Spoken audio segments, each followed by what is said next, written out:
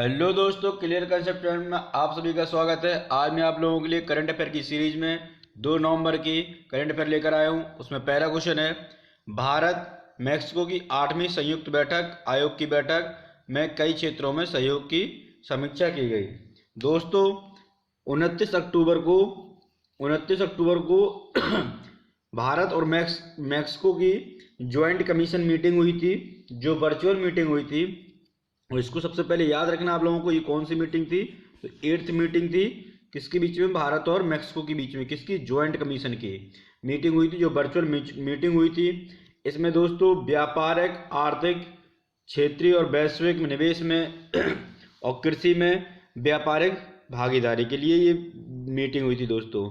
तो ये जो इंडिया और मैक्सिको के बीच में मैक्सिको जो है वो भारत का 9वां सबसे बड़ा व्यापारिक भागीदार है। कौन सा? 9वें नंबर का सबसे बड़ा व्यापारिक भागीदार कौन है? मैक्सिको दोस्तों। तो 29 अक्टूबर को इनकी ज्वाइंट कमीशन मीटिंग हुई थी, जिसमें दोस्तों भारत की तरफ से external affair minister S Jaishankar Prasad और मैक्सिको की तरफ से मैक्सिकन जो काउंटर पार्ट कहे जाते हैं मार्सेलो एब्राड, इनके बीच में ये बैठक हुई थी दोस्तों।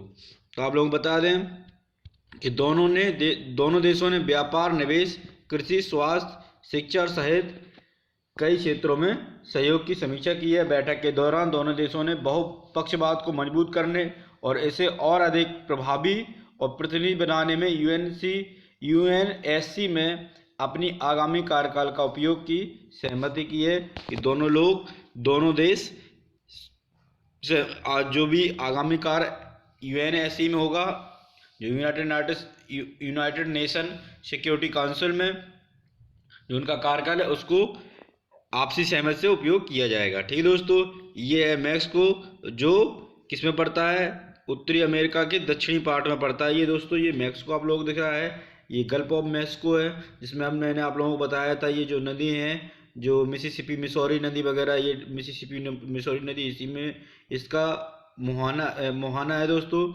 और यही मिसिसिपी मिसौरी नदी का क्या है? डेल्टा क्षेत्र है दोस्तों। बात करें मैक्सिको की, तो मैक्सिको की जो कैपिटल है वो मैक्सिको सिटी है। करेंसी जो मैक्सिकन पेसो है। राष्ट्रपति यहाँ के एड्रोस मैनुअल लेपोस ओब्रेडोर है। महाद्वीप उत्तरी अमेरिका है और ये प्रशांत महासागर में दोस्तों स्थित है। अगले क्वेश्चन की तरफ चलते हैं। अगला क्वेश्चन है 7E प्रोजेक्ट द्वारा उड़ीसा में होने जा रहे 8000 स्कूलों के विलय का लोगों के द्वारा विरोध। दोस्तों क्या हुआ है कि 7E जो प्रोजेक्ट है ये क्या है? Sustainable action for transforming human capital. ये किसके द्वारा चलाया गया है? तो नीति आयोग के द्वारा 2017 में दोस्तों चलाया गया था। इसमें क्या हुआ था कि इसमें मध्य प्रदेश, झारखंड, उड़ीसा, ये 3 स्टेट चुने गए थे। कब? कौन से? मध्य प्रदेश, झारखंड और उड़ीसा, ये 3 चुने गए थे। इसमें दोस्तों एक रोड मैप तैयार किया गया था। उसमें किसके? 7E ऐप के तहत इसमें दोस्तों क्या किया जाएगा कि जो भी स्कूल हैं, जैसे उड़ीसा में अभी 8000 स्कूल, जो 15 डिस्ट्रिक्ट में 8000 स्कूल हैं, जिनमें जो प्राइमरी और जो जूनियर स्कूल हैं उनमें बच्चों की एडमिशन की संख्या बहुत कम है, तो उन स्कूलों को विलय कर दिया जाएगा। इसकी बात कही जा रही है, इसलिए वहाँ पर बहुत ज़्यादा क्या चल रहा है? विरोध चल रहा है दोस्तों। तो इसके जो CEO है नीति आयोग के, वो कौन है? अमिताभ कांत। और नीति आयोग की बात करूँ तो ये 2015 में आया था। किसकी जगह पर? योजना आयोग की जगह पर। इसकी अध्यक्षता कौन करता है? तो देश का प्रधानमंत्री इसकी अध्यक्षता करता है। उपाध्यक्ष कौन है? राजीव कुमार जी हैं। और CEO कौन है? तो अमिताभ कांत है दोस्तों। अगले क्वेश्चन की बात करें तो अगला क्वेश्चन है जो अधिकतम सीमा तक लक्ष्य भेदने की क्षमता वाली एंटी शिप मिसाइल भारतीय नौसेना द्वारा सफलतापूर्वक दागी गई दोस्तों। क्या है ये? इसके बारे में जानकारी करते हैं दोस्तों।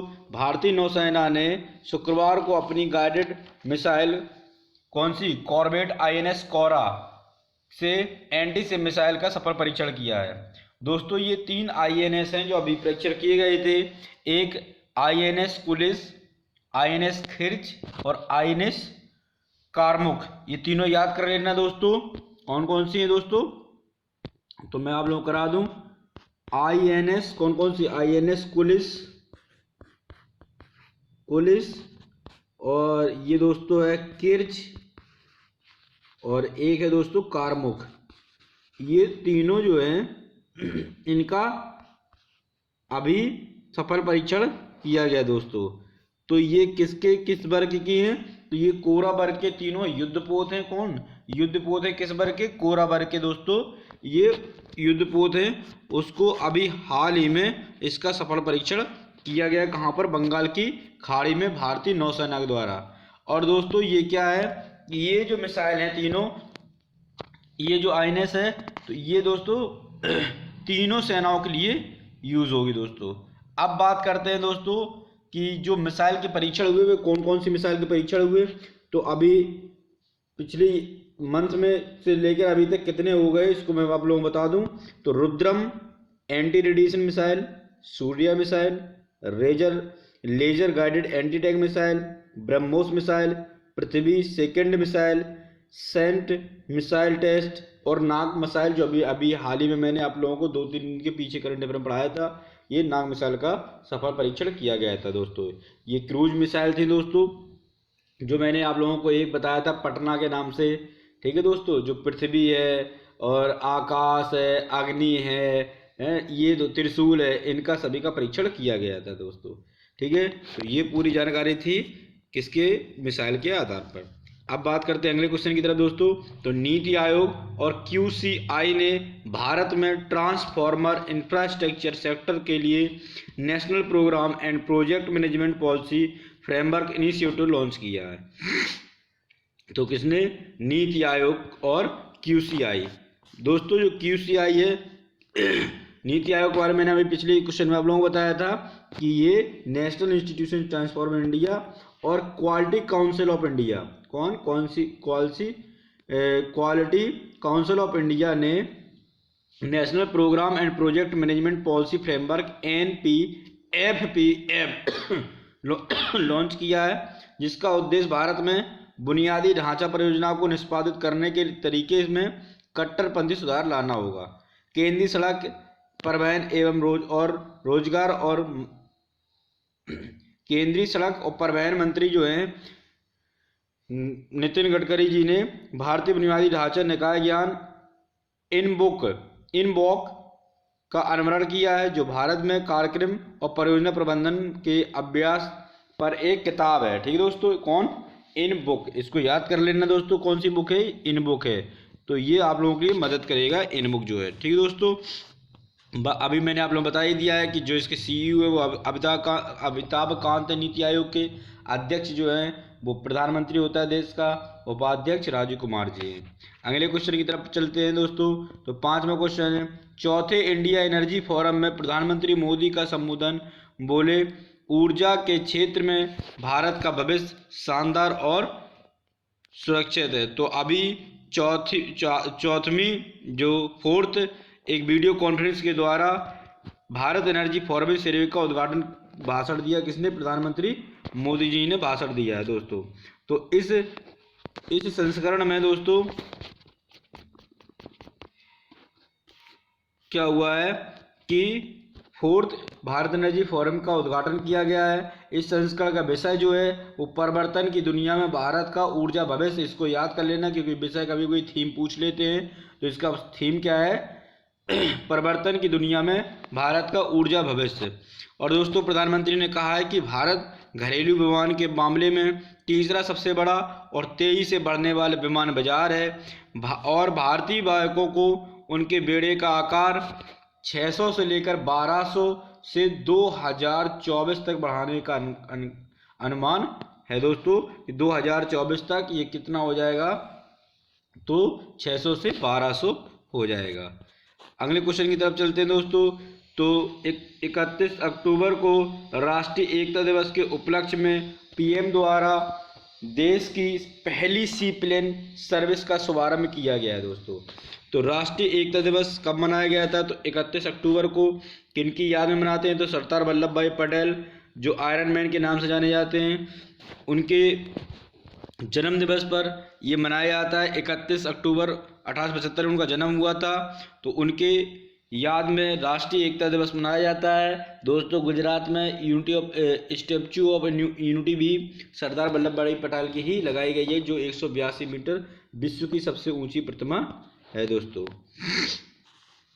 बात करूं तो प्रधानमंत्री नरेंद्र मोदी जी शनिवार को गुजरात में राष्ट्रीय एकता दिवस समारोह में भाग लिया था, क्योंकि ये 2 दिवसीय यात्रा पर गए थे शुक्रवार को अहमदाबाद में दोस्तों। इन्होंने, मैंने आप लोग बता दिया था पिछले वीडियो में कि इन्होंने 17 परियोजनाओं का शुभारंभ किया है। कहाँ पर? केवड़िया, गुजरात में दोस्तों। ये नर्मदा नदी के किनारे है, जहाँ पर ये यूनिटी ऑफ स्टैच्यू है दोस्तों। बात करते हैं अगले क्वेश्चन की। भारत ने ब्रह्मोस सुपरसोनिक क्रूज मिसाइल का एयर इंडिया संस्करण लॉन्च किया है दोस्तों। भारतीय वायुसेना ने शुक्रवार को अपने बढ़ते हुए युद्ध अभ्यास के प्रदर्शन में बंगाल की खाड़ी में एक सुखोई लड़ाकू विमान से ब्रह्मोस सुपरसोनिक मिसाइल के एक हवाई लॉन्च किए गए संस्करण का सफलतापूर्वक परीक्षण किया है दोस्तों। तो दोस्तों ये जो ब्रह्मोस है, ये तीनों सेनाओं के लिए, इंडियन आर्मी, इंडियन नेवी और इंडियन एयरफोर्स, तीनों सेनाओं के लिए उपयोग की जाएगी दोस्तों। ये इसकी स्पीड रहेगी ब्रह्मोस की, ये एक पूछ लिया जाएगा आपको, ये बैलिस्टिक मिसाइल है या सुपरसोनिक क्रूज मिसाइल है? तो ये सुपरसोनिक क्रूज मिसाइल है, ठीक दोस्तों, जिसकी जो स्पीड है वो 3 मैक है। कितनी है? 3 मैक बोले तो 3700 किलोमीटर पर आवर। कितनी? 3700 किलोमीटर पर आवर की इसकी मैक्सिमम स्पीड है, किसकी? ब्रह्मोस सुपरसोनिक मिसाइल की दोस्तों। मैंने आप लोगों को पिछले वीडियो में पूरा सुपरसोनिक और बैलिस्टिक मिसाइल के बारे में पूरी डिटेल से कराया कि कौन सी होती है बैलिस्टिक मिसाइल और कौन सी होती है क्रूज मिसाइल दोस्तों, तो उसको आप लोग देख लीजिएगा।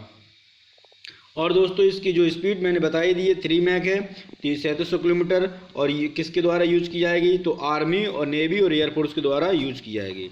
इसके बाद दोस्तों अगले क्वेश्चन की तरफ बढ़ते हैं। अगला क्वेश्चन है, तमिलनाडु में सरकारी स्कूल के छात्रों को मिलेगा मेडिकल कॉलेज में 7.5% रिजर्वेशन।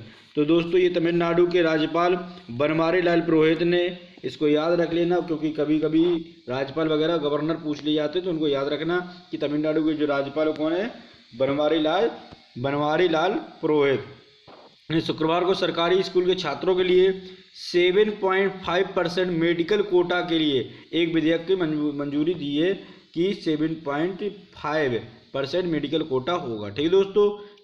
एक आधिकारिक प्रेस विज्ञप्ति में कहा गया है कि गवर्नर ने सरकारी स्कूल के छात्रों को मेडिकल, डेंटिस्ट्री, इंडियन मेडिसिन और होम्योपैथिक में स्नातक पाठ्यक्रम के लिए तमिलनाडु प्रवेश का शीर्षक दिया है, ठीक दोस्तों। अगले क्वेश्चन की तरफ बढ़ते हैं। तो त्यौहार में कीमत घटाने के लिए सरकार ने भूटान से आलू इंपोर्ट की मंजूरी दे दी गई है, क्योंकि अभी आलू बहुत ज़्यादा महंगा चल रहा है, 250 से 300 रुपये धरी की समथिंग चल रहा है। तो 5 किलो यही 300 के समथिंग मिल रहा है दोस्तों। इसको घटाने के लिए केंद्र सरकार ने कहाँ से इंपोर्ट करने की? भूटान से इंपोर्ट करने की मंजूरी दे दी गई दोस्तों।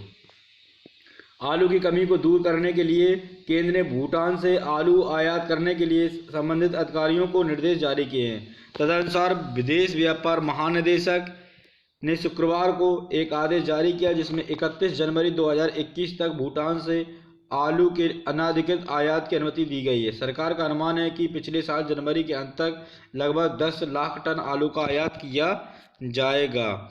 अगले क्वेश्चन की तरफ बढ़ते हैं दोस्तों। तो James bond actor Shawn Connery का 90 साल की उम्र में निधन हो गया है। तो ये जो जेम्स बॉन्ड के नाम से जाने जाते थे, कौन से एक्टर हैं?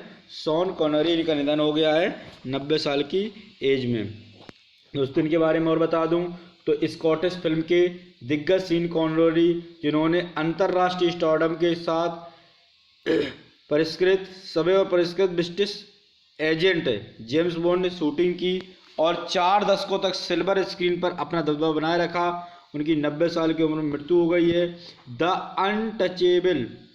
अनटचेबल्स फिल्म के लिए सर्वश्रेष्ठ सहायक अभिनेता के लिए 1988 में ऑस्कर अवार्ड से भी सम्मानित किए जा चुके हैं। किससे?